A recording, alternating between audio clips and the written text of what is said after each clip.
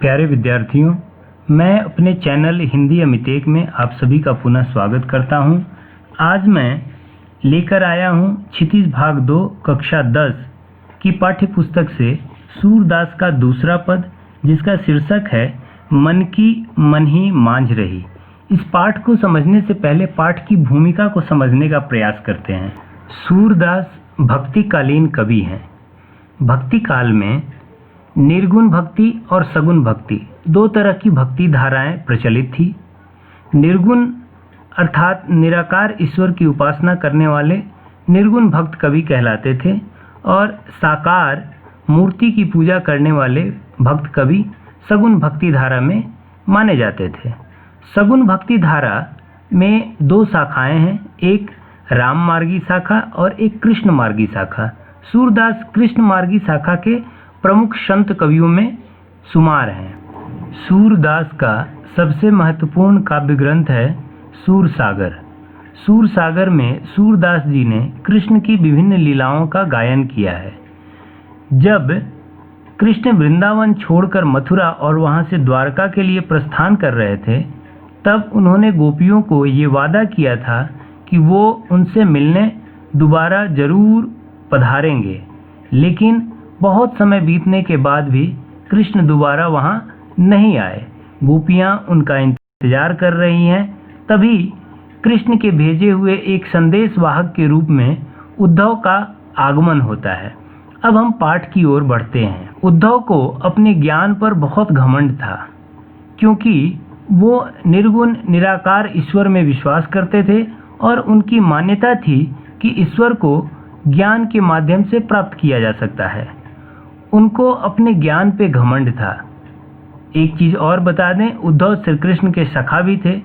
जब वो द्वारिका में राजा के रूप में स्थापित हो चुके थे, तब उन्होंने उद्धव को वृंदावन जाने को कहा ताकि गोपियों को वो ज्ञान का उपदेश दे सकें, और दूसरी तरफ से कहें तो वो उद्धव के इस ज्ञान के घमंड को गोपियों के माध्यम से तोड़ना चाहते थे, क्योंकि गोपियां बहुत भोली, सरल और सहज स्त्रियां थी और उन्हें ज्ञान नहीं, प्रेम पे प्रबल विश्वास और भरोसा था।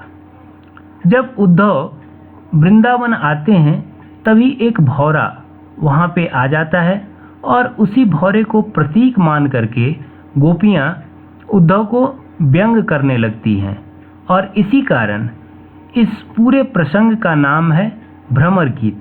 भ्रमर गीत सूरसागर का ही एक अंश है। तो आइए अब हम पाठ का वाचन करते हैं। मन की मन ही मांझ रही, कहिए जाई कौन पै ऊधो, नाही परत कही। अवधि आधार आस आवन की, तन मन विथा सही।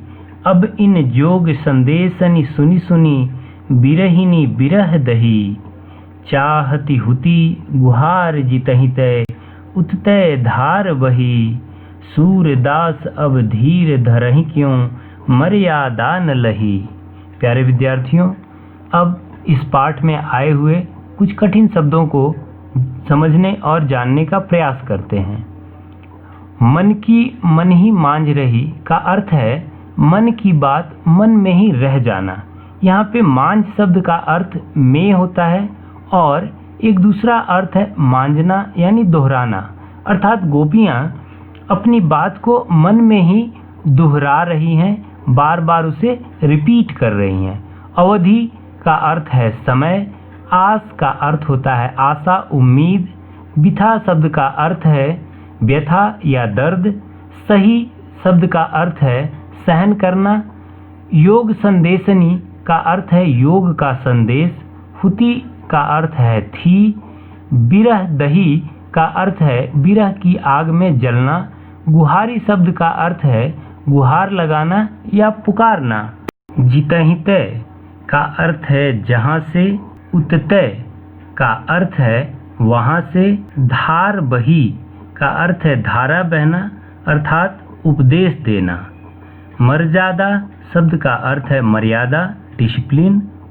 न लही का अर्थ है नहीं रखी, यानी मर्यादा को नहीं रखी।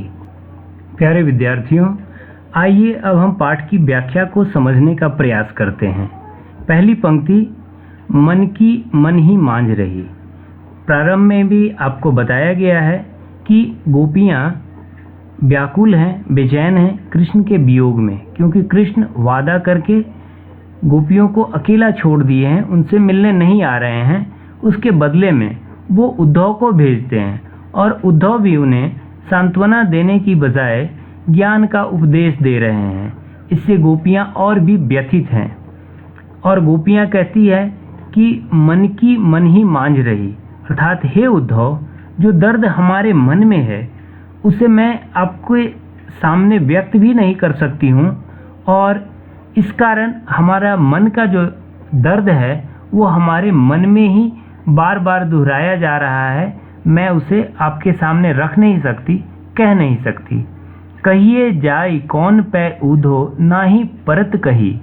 कुछ बातें ऐसी होती है हे उद्धव कि जिसे कहने की कोशिश तो की जाए लेकिन चाहकर भी उसे कही नहीं जा सकती है।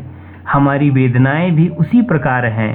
कहिए जाई कौन पे उद्धो, अर्थात हे उद्धव, हम कहने की कोशिश भी करें तो भी हम उसे कह नहीं सकते, ना ही परत कही।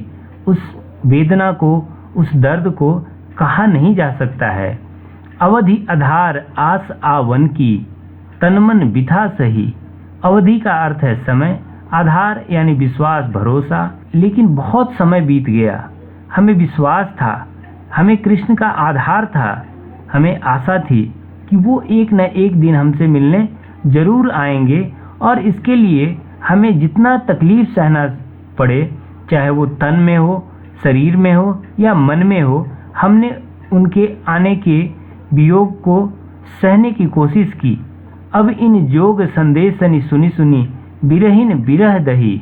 लेकिन आपके द्वारा इस योग के संदेश को सुन सुन करके हम सभी बिरहिनी यानी वियोग में व्याकुल गोपियों के दर्द को और बढ़ा दिया है।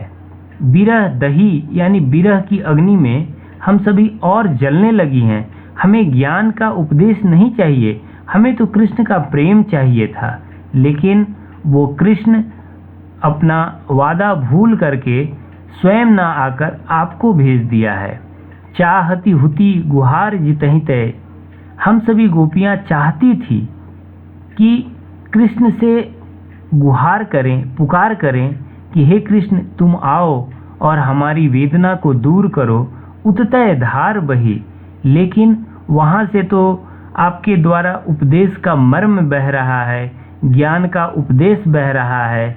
इसलिए सूरदास गोपियों के माध्यम से कहते हैं कि सूरदास अब धीर धरहि क्यों मर्यादा न लही। धीर यानी धैर्य धरने का भी एक समय होता है। गोपियां कह रही हैं कि अब हम क्यों धीर धरें, अर्थात धैर्य धरें, क्योंकि कृष्ण ने मर्यादा न लही, मर्यादा को नहीं रखा। प्रेम की एक मर्यादा होती है। क्या मर्यादा होती है? प्रेम की मर्यादा यह होती है कि प्रेम के बदले प्रेम देना।